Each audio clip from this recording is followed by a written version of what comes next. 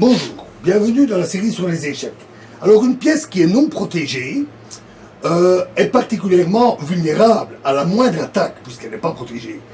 Et ça incite donc souvent à essayer de trouver une combinaison, une double menace qui permette de capturer éventuellement cette pièce. Cette position est tirée d'une partie entre Begirov et Sholmov, jouée à Bakou en 1961, et c'est au noir à jouer. Alors il jouait, tour prend E1, échec, très bon coup, tour prend E1, et là, non pas tour prend tour, parce que la dame reprendrait tout simplement, mais tour E2. Très très fort coup, avec une double menace. Dame prend F2, échec, et bien sûr, dame prend C3.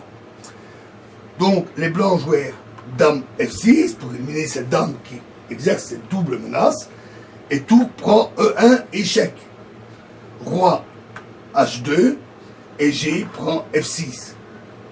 Et ainsi, les noirs ont gagné une tour et la partie. Alors, revoyons la position.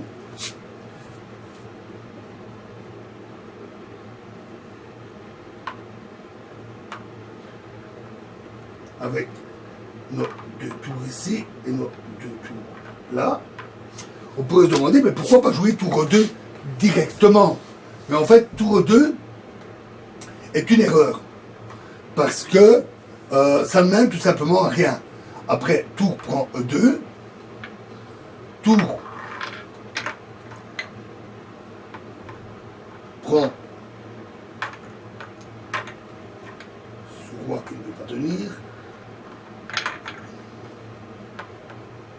tour prend E2, avec semble-t-il à nouveau cette double menace, mais alors simplement, dame prend F6, et ici, le roi était ici, la tour ne s'est pas allée sur la première rangée pour faire échec, et il y a simplement égalité. Tandis que dans l'autre variante, il y avait une tour ici qui résultait du premier échange, et après l'échec, les blancs perdent une tour. Donc, il faut toujours bien réfléchir à, pas simplement voir la double menace, mais bien réfléchir à la combinaison qui en résulte.